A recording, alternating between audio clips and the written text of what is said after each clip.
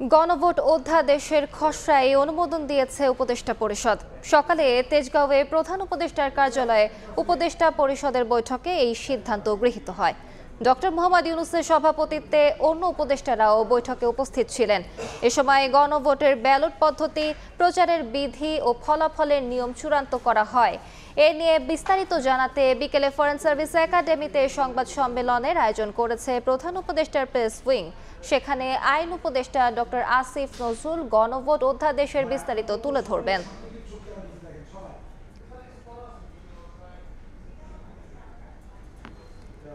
এই মুহূর্তে রাজধানীর ফরেন সার্ভিস একাডেমিতে আছেন সহকর্মী ফারুক ভুঁইয়া রবিন। সরাসরি যাচ্ছি তার কাছে। রবিন, জুলাই জাতীয় সনদ সংবিধান সংস্কার বাস্তবায়ন আদেশ 2025 অনুযায়ী কিন্তু যে একটি কথা বলা হয়েছিল যে গণভোটের উপর একটি আইন করার বিষয়ে, এবং সেই আদেশের কিন্তু যে 6 নম্বর অনুচ্ছেদে যে কথাটি বলা হয়েছিল যে গণভোট অনুষ্ঠানের লক্ষ্যে নির্বাচন কমিশন কর্তৃক প্রয়োজনীয় ব্যবস্থা গ্রহণের উদ্দেশ্যে যথোপযুক্ত আইন প্রণয়ন করা হইবে। তো সেই যেই কথাটি বলা হয়েছিল যে আইন প্রণয়ন করা, এবং সে আইন প্রণয়নই কিন্তু যে আজকে উপদেষ্টা পরিষদের বৈঠকে সে আইনটি কিন্তু অধ্যাদেশ আকারে সেটি কিন্তু যে পাশ হয়েছে, অর্থাৎ যে অনুমোদন দেওয়া হয়েছে। তো এই বিষয়ে আজকে এখন থেকে কিছু সময় পরে অর্থাৎ বিকেল 4টা নাগাদ অন্তর্বর্তী সরকারের তরফ থেকে একটি সংবাদ সম্মেলন করে দেশবাসীকে বিস্তারিত জানানো হবে।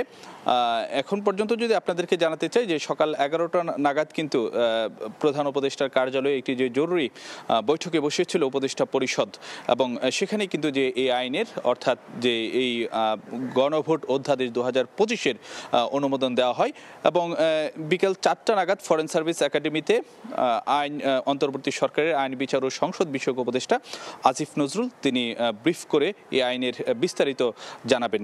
একটি বিষয় যদি আপনাদেরকে জানাতে চাই যে এবারই কিন্তু যে এই দেশের ইতিহাসে প্রথমবারের মতো একই দিনে গণভোট ও জাতীয় নির্বাচন অনুষ্ঠিত হতে যাচ্ছে। এর আগে যদিও 3বার গণভোট অনুষ্ঠিত হয়েছিল, কিন্তু সেইগুলো কিন্তু যে একক দিনেই কিন্তু যে গণভোটগুলো অনুষ্ঠিত হয়েছিল, কিন্তু এবারই জাতীয় সংসদ নির্বাচনের দিন এই গণভোট অনুষ্ঠিত হতে যাচ্ছে, এবং সেখানে যে জুলাই সনদের উপর যে জনগণের যে সমর্থন সেটি কিন্তু যে 4টি প্রশ্নের মাধ্যমে হানার ভিত্তিতে কিন্তু সেই গণভোটগুলো অনুষ্ঠিত হবে, যেটি গত 13 নভেম্বর প্রধান উপদেষ্টার জাতির উদ্দেশ্যে দেওয়া ভাষণে কিন্তু সেই বিষয়গুলো দেশবাসীকে অবহিত করা হয়েছিল, এবং যে সেখানেও কিন্তু এবং সেদিনই কিন্তু যে রাষ্ট্রপতি জুলাই জাতীয় সনদ সংবিধান বাস্তবায়ন আদেশ 2025 জারি করেছিলেন।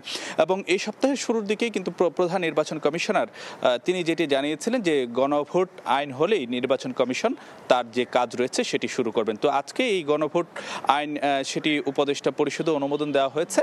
তো এখন সেই আইনের যে বিস্তারিত বিষয়াশয়গুলো অন্তর্বর্তী সরকারের তরফ থেকে এখন থেকে ঘণ্টা দুয়েক পরেই কিন্তু সংবাদ সম্মেলন করে বিস্তারিত জানানো হবে। তো এই ছিল আমার কাছে সবশেষ খবরাখবর।